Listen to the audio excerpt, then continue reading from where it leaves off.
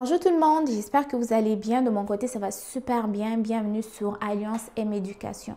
Je ne sais pas si certains d'entre vous l'ont aussi remarqué que depuis quelques jours, voire quelques mois, un peu partout dans le monde, il y a des marches, des manifestations, des affrontements entre les pour immigration et ceux qui sont contre l'immigration, que ce soit au Canada, aux États-Unis, en Angleterre, en Australie et même au Japon. Moi, j'ai l'impression que c'est le début de l'apocalypse en fait. C'est comme si l'immigration, c'est mort désormais. Dans les petits extraits que je veux vous partager, j'aimerais vous laisser entendre les arguments des personnes qui sont pour l'immigration et ceux qui sont contre l'immigration. Et ensuite de ça, nous allons nous retrouver pour une petite analyse de la situation, tout simplement. Good evening. Highly charged and at times violent protests took over the streets of Canada's largest city today. Anti-immigration demonstrators in Toronto clashing with counter-protesters. Heavily armed police stepping in and arresting at least 10 people. CTV's Scott Lightfoot has the dramatic confrontations.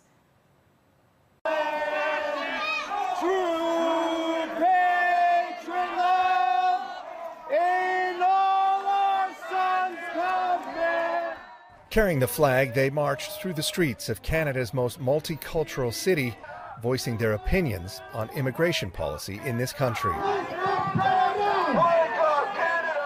I'm not saying no to immigrants. I say we need to slow it down. We need to be more, careful about who we bring into this country. Joe Anajar is the founder of the Canada First movement.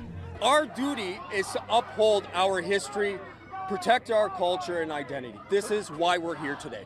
Today, he organized a rally that began in Christie Pitts on the same day as similar rallies in other cities around the world, inviting like-minded Canadians to stand up for their beliefs. When my parents came here in 1954, they assimilated. We're Catholic, but we don't wear it on our sleeve. Also in the same park, a larger and louder protest against the Canada First rally. Not in our park, not in our community. You're not spreading that kind of racism and division in our neighborhoods. For some, the chosen site where a riot involving anti-Jewish sentiment occurred in 1933 was enough to draw them out to protest. I want to keep the fascists down. They're everywhere now. They were more powerful in the 30s. I don't want them to get that powerful again.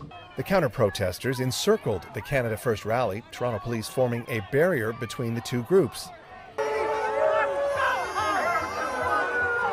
And when the Canada First rally took to the streets, it only took a few steps before the skirmishes began. Police ended up closing Bloor Street for a period of time. Tactical officers with riot weapons moved in. Although the crowd dispersed without issue, many rejoined the march, which made its way along Bloor before heading south, protesters shouting down the marchers all the way along the route. Scott Lightfoot, CTV News. Immigration also in the spotlight in London, where more than 100,000 protesters marched in what's being called one of the largest right-wing demonstrations in Britain in modern times. The demonstration was organized by an anti-immigrant and anti-Islam activists who billed the Unite the Kingdom March as a celebration of free speech. More than 1,600 police were on hand to break up clashes between marchers and counter-protesters at a nearby anti-racism rally. Le déploiement de force est hors norme. Opération Commando. Le 4 septembre dernier, 500 agents débarquent sur le site industriel du groupe automobile sud-coréen Hyundai. Les images sont tournées et diffusées par l'IC, la police de l'immigration. Près de 500 employés arrêtés, dont plus de 300 Sud-Coréens, pieds et poings liés, direction un centre de détention. Certains ont franchi illégalement la frontière. D'autres sont entrés grâce à une exemption de visa et se sont vus interdire de travailler. D'autres encore avaient un visa et sont restés plus longtemps que prévu.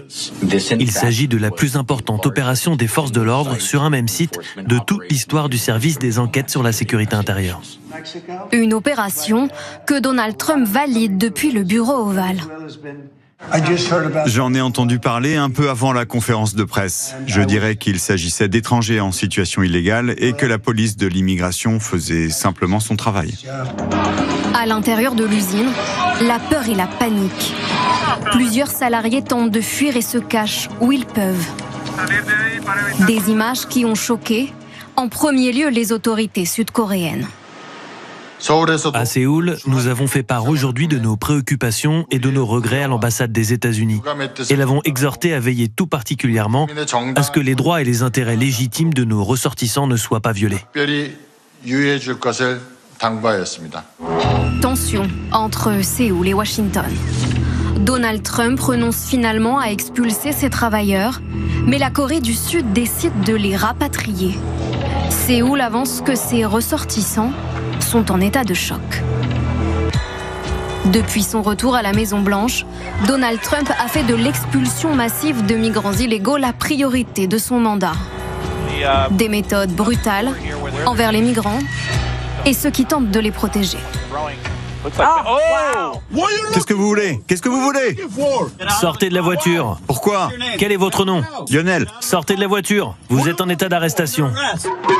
À travers le pays, ces méthodes indignes. Dans la rue, les gens se font arrêter par des agents qui ne portent pas de badge et qui portent des masques. On les kidnappe et chaque fois que j'en entends parler, que ce soit sur les réseaux sociaux ou ailleurs, je suis très en colère. Nous, les étrangers, on fait le travail que personne ne veut faire. Nous occupons les emplois que les Blancs ne trouvent pas assez bien pour eux. Car si je me souviens bien, les domaines de la construction et de l'agriculture échouent sans les hispaniques sans papier.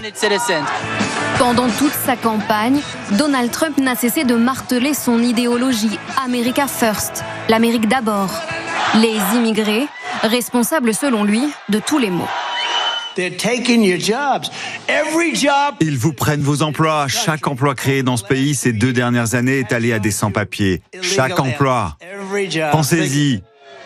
Qu'est-ce que nous faisons à notre pays? C'est tellement triste. 210 000 Britanniques ont répondu présent à l'appel lancé par Tommy Robinson, selon les estimations des autorités policières. Cette figure emblématique de l'extrême droite britannique, qui avait déjà lancé une invitation à marcher pour la liberté d'expression, a renchéri jeudi sur X que l'événement servirait également à rendre hommage à l'activiste conservateur américain Charlie Kirk, tué mercredi. Le rassemblement est aussi un véhicule pour montrer son patriotisme. Je suis ici pour être fière d'être britannique, déclare cette sexagénaire. Nous protestons simplement pour dire « c'est notre pays, nous voulons le récupérer », explique cette autre manifestante.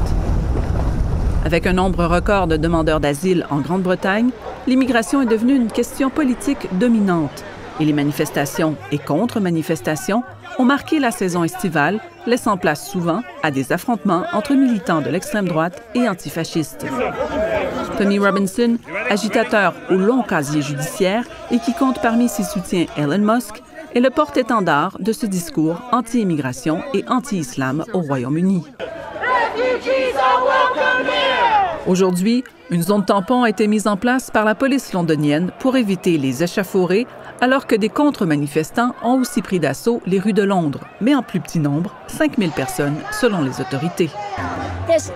Il y a la peur que l'extrême droite s'installe et aussi comment les immigrants et les demandeurs d'asile sont blâmés pour tout ce qui va mal en ce moment, se défend cette contre-manifestante. Il s'agit seulement d'une excuse pour propager de la haine, de la division et du racisme, commente une des organisatrices. Today is the spark of a cultural revolution in Great Britain. C'est le début d'une révolution culturelle en Grande-Bretagne, a lancé Tommy Robinson, de son vrai nom Stephen Yaxley Lennon, d'une voix rauque devant des manifestants attentifs qui suivaient son discours. Plus loin, d'autres manifestants moins calmes ont été accusés d'agresser des agents des forces de l'ordre.